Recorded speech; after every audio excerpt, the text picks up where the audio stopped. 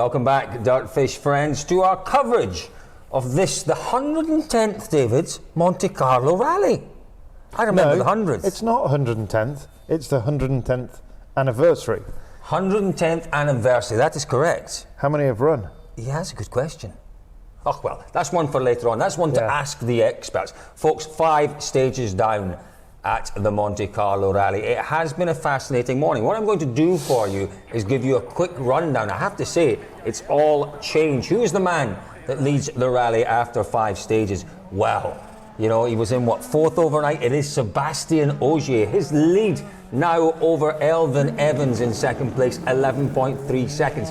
Tanak is the best of the Hyundais in 3rd, 24.8 seconds now off of the lead. 4th is Rovanperä, 28.2 off the lead. 5th is Thierry Neuville, over a minute behind Sébastien Ogier. 6th is Danny Sordo. 7th, Andreas Mikkelsen, the leading Rally 2 car. 8th is Formeau. 9th, Pierre-Louis Loubet. You want to make a point, but I'm not coming to you. 10th is Katsuta-san. Now, stage 5, David, that was the stage where really we saw the Hyundais struggling. But shall we have a look at the moments that they had in that stage? Yep. Shall we bring those up? Here we go. Let's have a look. First of all, it was Oyt Tanak. Let's watch that moment, David. It's a fast section, isn't it? Into what was quite a gravelly fast section. Just talk us through what we're seeing here now. I mean, that is a quick section. You look at, he's clearly just taken too much speed into there. But also, Cole, the road surface is very compromised there, isn't it? It's very greasy. There's a lot of mud on the road, but the entrance to that is quick. Let's look again then, David. It seems to me as if the back end almost steps out, but it is just a little bit too much speed. It's a progressive slide, isn't it? Well, it's very quick. A couple of very quick corners, then bang. It's gone. Yeah, but my goodness, he does well to hold it. He does very well to hold it. Very, very well. So gone. One of the issues that we've seen with the other Hyundais, not with this one, is that they're carrying that one snow tyre, and that totally compromises the rear grip of the car. But for me, I would say that it looks like it could be the condition of the road, the surface of the road, something like that. But ironically, it's been a really difficult morning for Hyundai. You know, we've seen Sordo and Thierry take those 3 snow tyres, the 3 studded tyres, which didn't really work for them in the first one. But as you say, David, in stage 5, particularly Neuville with that one snow tyre, he had a spin. Let's have a quick look at that, though. Before you make your point, you're itching to make a point. But let's have a quick look at that spin from Thierry Neuville. Let me just... Here we go. Let's talk us through what happens here, David. All looks good going into the corner. This, absolutely simply, it's loaded the right rear of the car up. That's where the compromised tyre is. And, you know, it was near the end of the stage. Those snow tyres with the stud, it's such a soft compound. The compound of the tyre tread is moving around so much. And that's what's happened. It's just let go. Quite low speed. We'll just watch it again. It is low speed, completely different from Tanak's high speed moment. But quite lucky. You know, I mean, he was right on the edge of the road there, wasn't he? So he was. He was a bit unlucky here, though, where he tries to turn the car around. Quite often you can get it around in one go. It's difficult, that, though, isn't it? Because what do? Do you dare to go a bit further? You know, the minute you start to look for the perfect place, you can drive for 5 or 10 seconds. So you best just crack on. But the one thing that I was going to say, the ironic part about all of that... Don't touch me! Sorry, I did touch you. That's the first time. Mental note not to touch you. Stage 5, after a difficult morning, you know, we'd seen... Tanak had talked about that engine issue in the previous stage where there was no boost coming out of some of the hairpins. He's not seemed himself this morning and struggled, you know, quite a steady time, really cautious over the ice on the first one. But in stage 5, where it was difficult and he had that big moment, he actually moved past Rovanperä up into 3rd. So that is really the only positive this morning for the Hyundai team is Tanak moving into a provisional 3rd. Yeah, but it has been a difficult morning. But it was one of those mornings where tyre choice, David, was an issue. You know, we saw various tyre choices from the different drivers in the different teams. That is what makes the Monte, isn't it? You know, that absolutely 4 different tyres to choose from.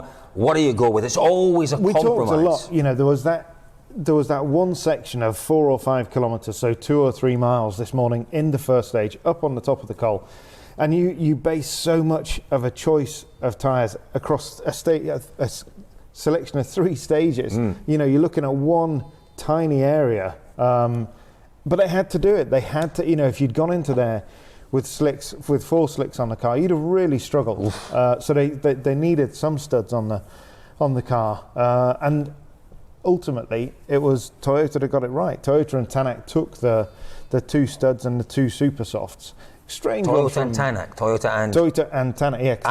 And Tanak in the Hyundai. Obviously the other 2 Hyundais went with 3 and 3. Yeah. Which was, for me it was a slightly strange one. But also a strange one was Greensmith, who took the 2 studs and then he took 4 softs. Which the hardest compound there. The harder of the 2 slick compounds. And he really struggled in the third one, where you'd have expected the tyre to work at its best. He said there was just no grip in it at all. There wasn't. But let's talk about Ogier, because Ogier was sublime this morning. Yeah. 16 seconds off the lead at the start of the loop of stages. He goes into service 11 seconds in the lead. A 27-second swing, effectively, for but it's Sebastian simply, Ogier. This is what happens when you've got the confidence in the car. The car is clearly working perfectly now. The brake issue that hindered him last night has gone, but it definitely shows what a supreme professional Sebastian Ogier is. He can get into the car 10, 5, 6, 7, 8, 9, 10 hours after he got out of it.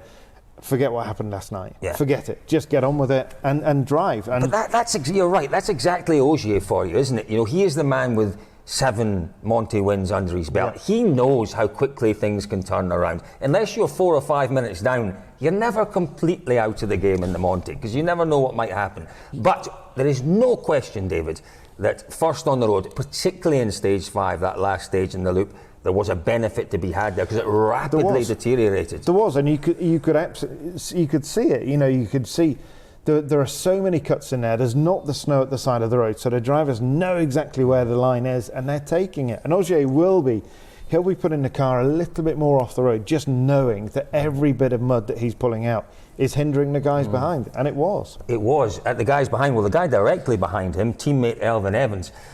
Elvin's having a really good event. He's 11 seconds off the lead. He's in second place. Again, it kind of typified things with Elvin last year. There's nothing spectacular going on there. It's not spectacularly quick. It's not spectacularly silly. It is solid. And that's exactly what we've had from Elvin for 5 stages. Real solid performance from Elvin Evans. And he's doing a great job, David. He is. And it's kind of middle of the road at the moment, isn't it? Like you say, it's not a sort of an extreme pace by any means. So he's doing a good job. So is Robin Pera. Actually moved into the lead of the rally this morning. After the first one. A great time from him in stage 3. I think we do need to realise it feels like a long time ago now, but the ice in the middle of that third SS3 was incredibly difficult. You've got to absolutely tiptoe over there, and the problem is it's not consistent ice. You don't get 4 or 5 kilometres of solid ice, so that when you go into that corner, what grip you're going to have. It's compromised, there's not a lot of it, but you know what you've got. It changes from corner to corner. And that, we could hear Scott Martin saying to Elvin, patches of ice. It's so hard because it's changing all the time. Where we are today, it was 3 or 4 degrees when we arrived here, and then you went out to buy breakfast. Remind me, why did you buy breakfast, Colin? Yeah, prematurely, because it turned out I was right, because you were wrong. Neuville went with 1 stud. I said we'd see that. Yeah, but he didn't. I said we'd see that. Yeah, but he didn't want to, did he? It doesn't matter. He had to. He had to. Yeah, but anyway, it's too late now. Let's move on a little. No, to make the point though, when we arrived at whatever time, 4 o'clock this morning, it was 3 or 4 degrees. When you went out just before the sun came up, it was down to -1. It was freezing. What's that phenomenon? I don't know what it's known as. David, it's not just the temperature and that phenomenon that's changing. The conditions on the stages are changing, and we saw that in stage 5. Changed from Ogier through to the last of the World Rally cars, and continued, I'm sure, through the rest of the field. Pollution on the road could be the big factor this afternoon. Absolutely, of course it could, Colin. It's only going to get worse. We've got how many 85 cars to go through, and they'll all be taking those same cuts. They'll all be adding to the mud on the road. Yeah, it will get a lot worse. Well, I'll tell you what, good time to cut back to our friend. It's our friend Crazy Leo Ulrich, 2 times Canadian rally champion. He's been through stage 6 for us. Well, not for us actually, for Sean Johnston, but he's been through stage 6 and he's given us this update on stage conditions. So, as we work on the notes here with Michael from the second pass of gravel crew, stage, what was it? Six. Conditions. Well, it's nice to see how much people hook or cut and how much they don't, how much mud gets dragged on the road, how much doesn't. In this stage, it's pretty expected, like we predicted, I'd say, so it's pretty good. Certain places, of course, there's more mud, and I would assume that first drivers on the road on the first pass wouldn't be cutting in the mud, but then later on in the running order, you're probably forced to go there. Then the icy section in the beginning, when you get to that icy section, now it looks like there's less ice, so you may think that, okay, maybe the things have melted, but then it gets back to as bad as before. Also, it's warmer now, so the ice, where it is ice, has some water on top. That is even more exciting. Only 3 corners turned into slush from being ice, which is obviously more grip than ice, but yeah, but still not great. But yeah, classical Monte Carlo, I guess. I mean, awesome. I'd probably prefer to see even more trickier changing of conditions, but I'm sure in a fast car it's challenging enough. So yeah, Mike, anything else to add? It was warm in there. It was warm in there for Mike. I make it work. It does look, David, as if it's going to be a real challenge this afternoon. That information that the safety crews provide to the co-drivers, really, really important when the conditions are as difficult as this. It's vital, and you know, okay, the gravel crews will go through this, obviously, as Leo's just been through there. They're not now looking for ice, they're not looking for snow, but they are looking for where the cuts are deepest and how much more you can get off the road and that sort of stuff. And just, you know, in braking areas, how the grip levels have changed. But you know, the difference in the notes is not going to be as huge as it would have been this morning, as the conditions evolved and the ice melted or whatever. Yeah. So what we're expecting this afternoon, folks, remember just 2 stages. That last stage in the loop, that won't be repeated because of the curfew regulations. That's a bit of a blow, but that's just how it is. We're getting some rallying, which is great. Weather conditions, well, we might see a little bit of rain. The huge storm, it's David. warm. A huge storm. It is warm. Plus 5 degrees out in the stages. It is relatively warm. Huge storm. Back to the huge storm. The huge storm. Isn't it late? It is a little late, but it's coming. I'm told it's coming, and it's coming perhaps late afternoon and overnight, so we could see some considerable snow overnight. Should we bet tomorrow's breakfast on the storm's arrival? Well, you got away with it this morning. You should have paid for that breakfast, because I got it right. But, David, obviously we've talked through our WRC field, plenty to talk about there. I think we haven't mentioned an awful lot about the R2 class, what we used to call Rally 2. It's not it's not complicated. R2. Rally 2 class, used to call them R5 cars. Yeah.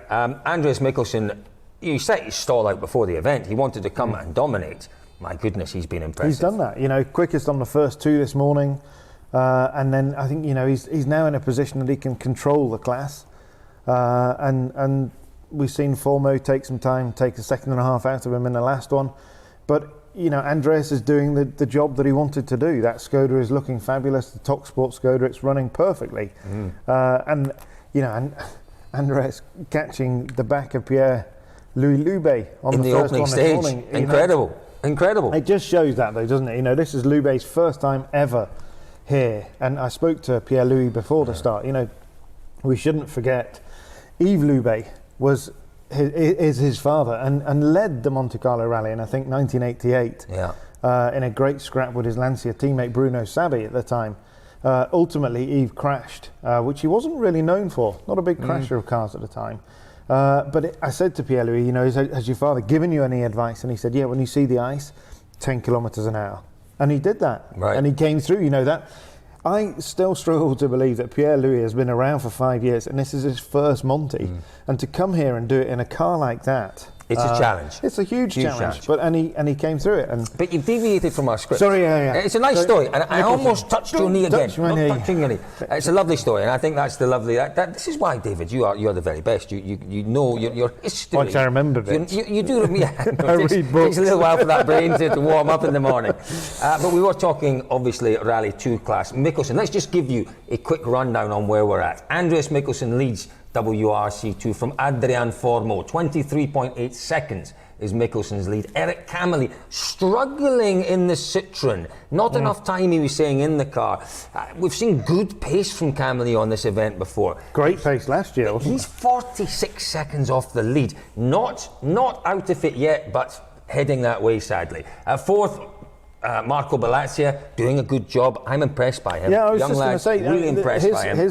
He's set some good times this morning. He has. Some good times. And Sean Johnson is sitting in 5th place. That's our top 5 in WRC2. So they're heading Anybody out. that's watching and waiting for Oliver Solberg, who is not in WRC2 but is a P2 driver. Where is he? I can't remember. Yeah. He did it, but he had a spin in the last one. Hang on. He dropped about 30 or 40 seconds of the spin. Stand by, caller. Stand by while I just have a quick look here at the overalls. I've got to change screens. When I change screens, everyone has to wait. Everyone has to wait. Now I'm looking for a Swedish flag.